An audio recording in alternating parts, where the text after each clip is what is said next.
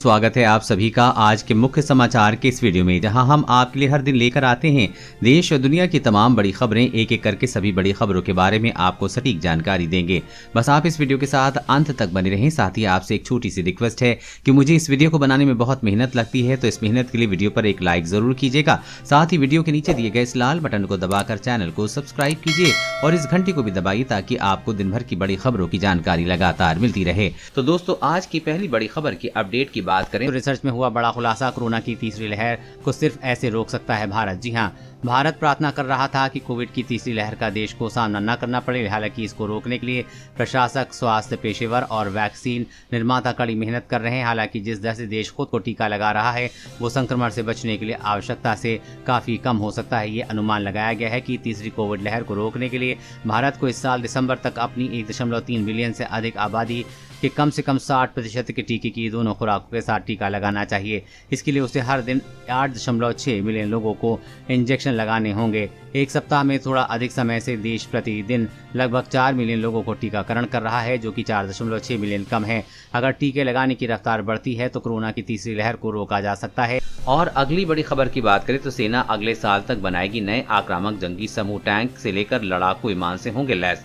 जी हाँ, भारतीय सेना अपनी ताकत और बढ़ाने जा रही है। इसके तहत सेना आत्मनिर्भर जंगी समूह बनाएगी। इस यूनिट का नाम इंटीग्रेटेड बैटल ग्रुप यानी कि IBG होगा।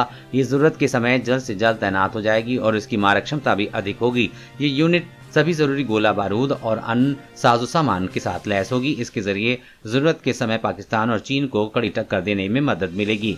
पहली इंटीग्रेटेड बैटल ग्रुप 2022 की शुरुआत में स्थापित कर दिया जाएगा। इससे 5000 जवान होंगे। इसके अलावा अन्य IBG में टैंक, तोप, air defence system, signal engineer और अन्य जरूरी संसाधन उपलब्ध होंगे और धीरे धीरे इसकी क्षमता को बढ़ाया जाएगा। इससे दुश्मनों को कड़ी टक्कर मिलेगी। और अगली बड़ी खबर की बात करें, कोरोना की चपेट में आए लोगों में बढ़ी टीबी के खतरा। स्वास्थ्य मंत्रालय ने दी जारी नई गाइडलाइन, सभी कोरोना मरीजों की होगी टीबी की जांच। जी हां, स्वास्थ्य मंत्रालय ने सभी कोरोना पॉजिटिव रोगियों के लिए टीबी जांच करने के लिए कहा है। इसके साथ ही सभी टीबी मरीजों के लिए भी कोरोना की जांच करने की सलाह दी गई। कुछ मीडिया रिपोर्ट्स के मुताबिक वो मरीज जो हाल ही में कोरोना से पीड़ित हुए हैं उनमें टीबी के मामलों में अचानक वृद्धि देखी जा रही है, जिसके बाद हेल्थ मिनिस्ट्री ने यह सलाह दी है कि रोजाना ऐसे दर्जनों मामले मिलने में डॉक्टर भी परेशान है। हेल्थ मिनिस्ट्री की एक रिलीज के मुताबिक कोरोना के सभी पॉजिटिव रोगियों के लिए टीबी की जांच और सभी टीबी के मरीजों के लिए कोरोना की जांच करने की सलाह स्वास्थ्य मंत्रालय देता है। फिलहाल ये बताने के लिए पर्याप्त सबूत नहीं है कि कोरोना के कारण टीबी के मामलों में वृद्धि हुई है या फिर केस खोजने के प्रयासों के कारण ज्यादा केस आ रहे हैं। दोनों ही बीमारियों को संक्रामक माना जा रहा है।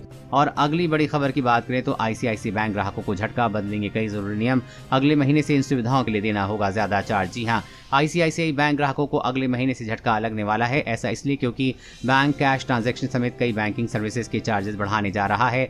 ये बदलाव सेविंग अकाउंट के लिए होगा। ICICI बैंक कस्टमर्स को हर महीने कुल 4 फ्री कैश ट्रांजैक्शन की छूट है। अगले महीने से इस लिमिट से ज्यादा ट्रांजैक्शन 150 रुपए प्रति ट्रांजैक्शन का चार्ज चुकाना होगा। वहीं अब होम ब्रांच से हर महीने 1 लाख रुपए तक का कैश ट्रांजैक्शन करने की छूट रहेगी। इस लिमिट से ज्यादा ट्रांजैक्शन पर 5 रुपए प्रति 1000 रुपए का चार्ज देना होगा और मिनिमम 150 रुपए चार्ज लगेगा। ICICI बैंक के कस्टमर्स को एक साल में 25 लीव्स वाली चेकबुक के लिए कोई चार्ज नहीं देना होगा। इसके बाद प्रति 10 लीव्स के लिए 20 रुपए का एक्स्ट्रा चार्ज देना होगा।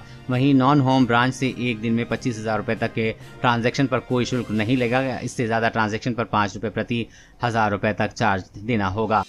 और अगली बड़ी खबर की बात करें तो नया संकट, भारत में कोरोना का एक और वेरिएंट आया सामने। 7 दिन में ही कम करने लगा है वजन। जी हाँ, अल्फा, बीटा, गामा और डेल्टा के बाद भारत में एक और नए कोरोना वेरिएंट का खुलासा हुआ है जो 7 दिन में ही मरीज का वजन कम कर सकता है। वायरस ये वेरिएंट ब्राजील में सबसे पहले मिला था, लेकिन वहां से एक ही वेरिएंट के भारत में आने की पुष्टि हो गई थी। अब वैज्ञानिकों ने स्पष्ट किया है कि ब्राजील से एक नहीं बल्कि 2 वेरिएंट भारत में आए हैं और ये दूसरा वेरिएंट B11282 काफी तेज है। परीक्षण में पता चला है कि संक्रमण होने के 7 दिन में ही इस वेरिएंट की पहचान हो सकती है। ये वेरिएंट तेजी से शरीर का वजन कम कर सकता है और डेल्टा की तरह से ज्यादा गंभीर और एंटीबॉडी क्षमता कर सकता है। अभी तक भारत में इसके बहुत अधिक मामले नहीं हैं, जबकि डेल्टा वेरिएंट सबसे ज्यादा मिल रहा है। हालांकि सतर्कता बेहद जरूरी है क्योंकि एंटीबॉडी का स्तर भी कम करता है। इसके चलते दोबारा से संक्रमित होने की आशंका बढ़ जाती है।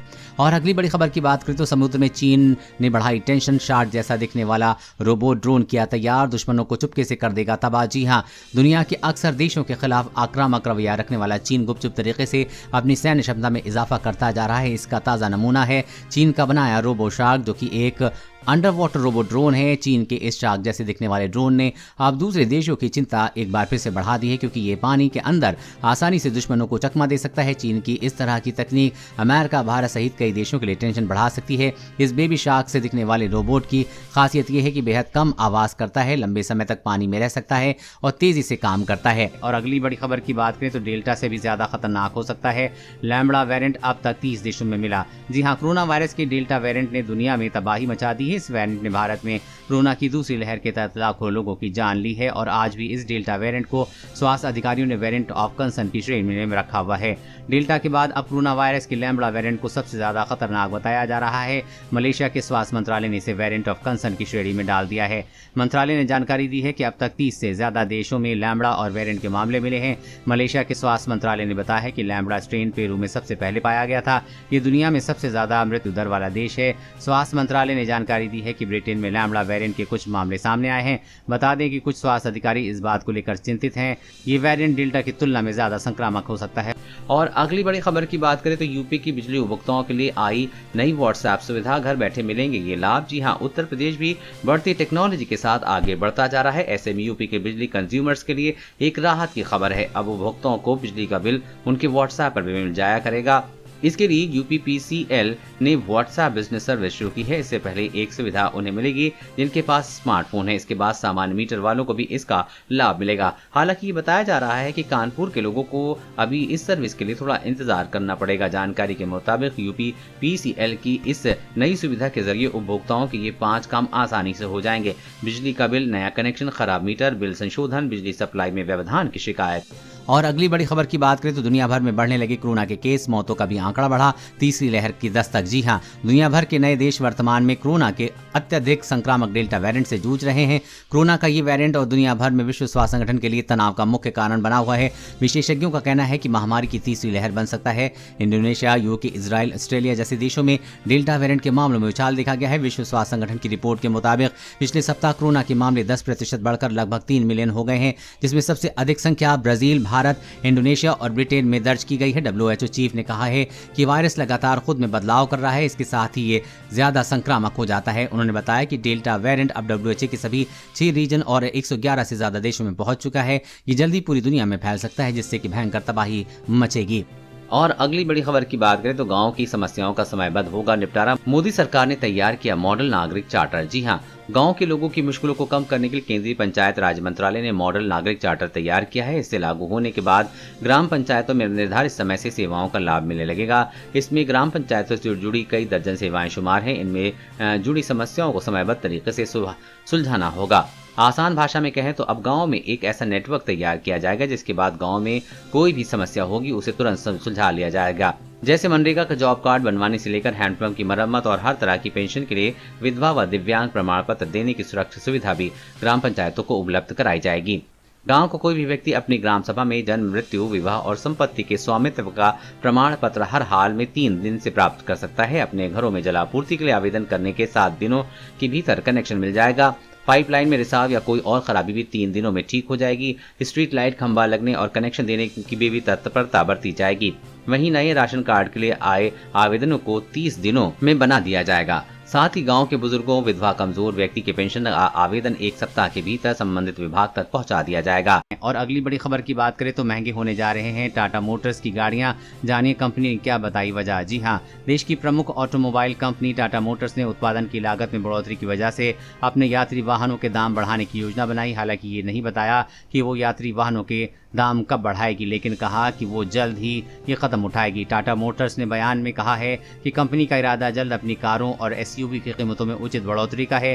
कंपनी ने कहा कि कुल उत्पादन की लागत में विशेष रूप से लगने वाले इस्पात और बहुमूल्य धातुओं सहित आवश्यक कच्चे का माल के दाम में बढ़ोतरी हुई है, जिस कारण से उसे इसका कुछ बोझ ग्राहकों पर डालना पड़ेगा। कंपनी ने कहा कि कीमतों में बढ़त की औपचारिक घोषणा आने वाले दिनों में सप्ताह में की जाएगी।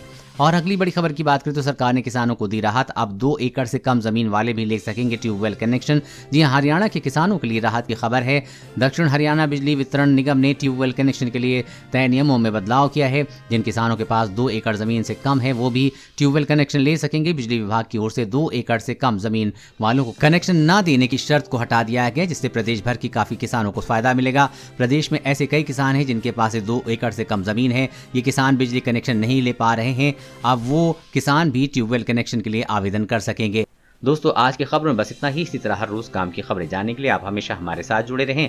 हमारे साथ जुड़ने के लिए वीडियो के नीचे दिए गए लाल बटन को दबाएं और साथ ही इस घंटी को भी दबाइए ताकि आपको हर खबर की सटीक जानकारी मिल सके। जय हिंद, धन्यवाद।